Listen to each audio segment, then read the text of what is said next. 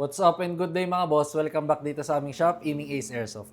Date today is May 29, 2026. So meron tayong bali 5 units to na for shipping, 3 rifle, tsaka 2 pistols.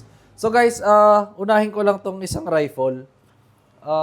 ENC 645-1 na Dark Earth or yung color tan kay Boss Leonard of Mariveles, Bataan. So ito kasi pina-full setup sa atin ni Bossing. So ayan, napaka-pogi ng unit ni Bossing. So ito yung Daniel Defense na PDW. Full metal, metal ang handguard, metal ang receiver or yung body. Metal din tong buttstock guys. Yun yung difference ng Dash 1 tsaka sa Dash 2 na 645. Yung Dash 1 is metal yung buttstock. Yung Dash 2 naman is parang polymer or plastic. So nag-avail din si Bossing ng AOTech na set natin. So yung 558 na set tsaka G45 na ito kasi magnifier. Ayan. Tapos si Bossing kumuha rin siya ng CAC na suppressor na 7-inch. So napaka-pogi ng unit ni Bossing. Ayan.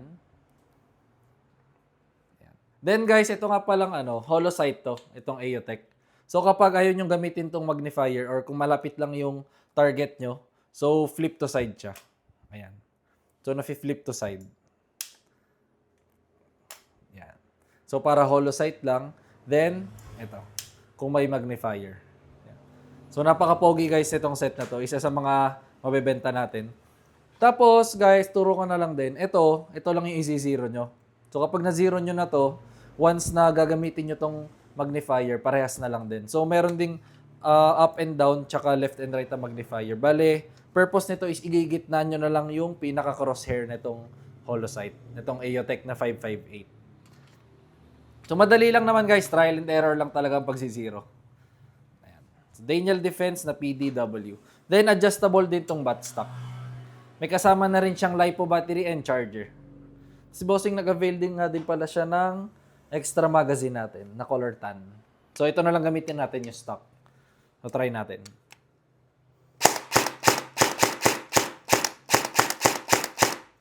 Full auto.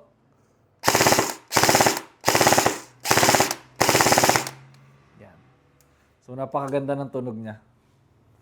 Tsaka working talaga yung silencer or yung suppressor. Kasi naka-loudener to guys. So nakaganto siya, pakita ko na lang din. Ayan. Ito loudener tawag dito. So kapag kinabit nyo to, sobrang ingay niya. Roscast lang naman to kaya madali. So pwedeng tanggalin tsaka ibalik ni Bossing yun. Ayan.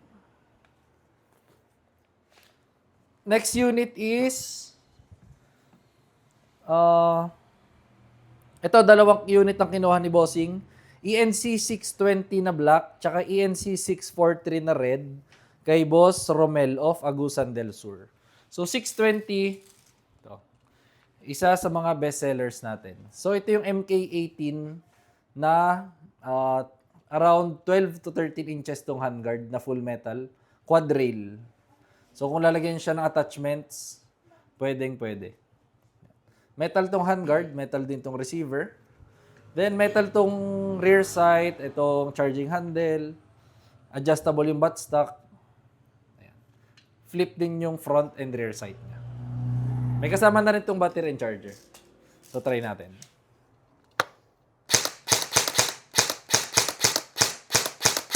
Full auto.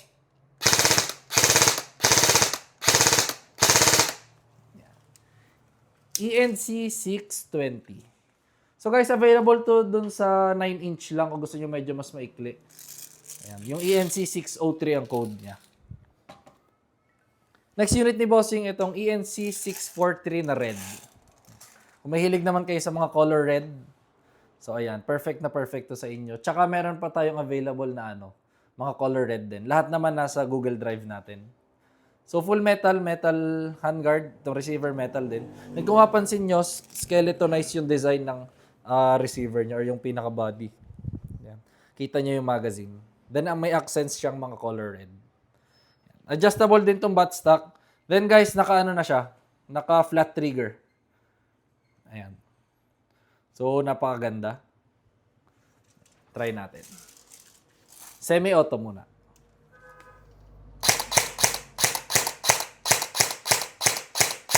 Full auto.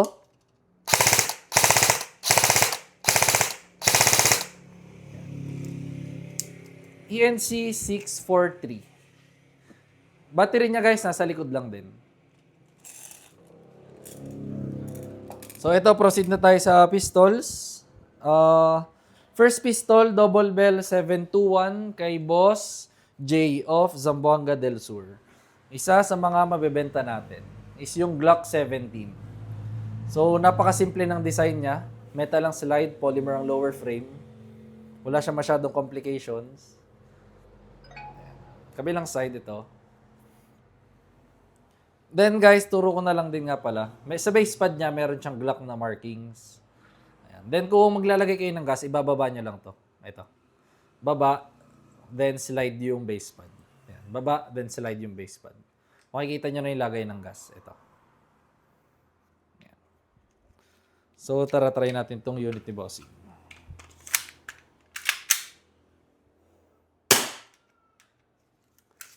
Sorry, nag-stuck lang yung sa trigger. Yeah, slide lang. Next unit is, last unit na ide-demo natin for today is Double Bell 774C kay Boss Jeff of Ilocos Sur. So same na same lang naman siya guys sa sa Glock 17. I mean yung size, everything. Difference lang talaga ang Glock 18. Meron siyang semi and full auto. Ang Glock 17 kasi is semi-auto lang. Ayan. Same lang din naman magazine nila. Sa ilalim lang sina-slide yung base pad. Try muna natin ang semi-auto.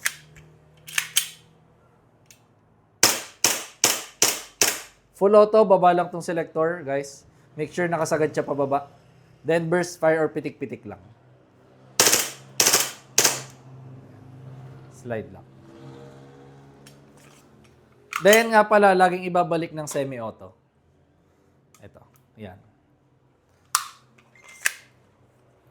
So, yun lang naman guys. Papak na rin namin to. Itong mga shippings nyo. Tsaka mga orders nyo. Yan. So, if may inquiries kayo, huwag kayong mahihiyang mag-message sa aming page, Aiming Ace by CJO. Thank you.